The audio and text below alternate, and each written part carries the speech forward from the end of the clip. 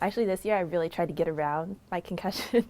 I was like trying to convince my coach that that I was okay, and like trying to convince the trainers that like I'm actually fine. I don't know. It's like I feel like with any other athlete, it's like you don't want to not be able to perform or compete or do whatever. It's just I know when the passion you have for it is like you don't want to sit out. Like when I got my concussion, I had to sit out like even during practices. It was just so frustrating because it's just like I just wanted to be up there doing whatever with the rest of my team.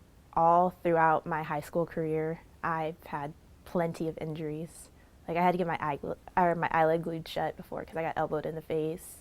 I fractured my back, and then all minor injuries. Cheerleading is very difficult. Like it's like a combination of tumbling, like stunting, actually looking cute and pretty while you're doing all of this. And then, I don't know, cheerleading accounts for 67% of female athletes that go into, or female injuries that go into emergency rooms. So the fact that we account for that big portion of injuries and we're not considered a sport is just annoying. What is one of some of the most difficult parts of being a cheerleader and a student at the same time? I would say the most difficult part is that teachers don't exactly always understand like when you have cheer practice or like a game or like a tournament to go to, and then you have work as well, and then it doesn't help that we're not exactly considered athletes at Temple, so they don't give us the leniency that they give the other Temple athletes.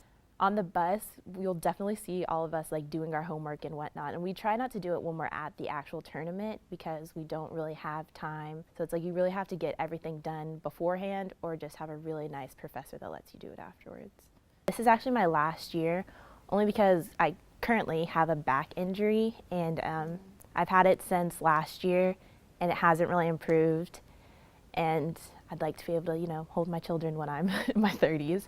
So does it make you sad that you know that you'll never hold up another pom-pom again?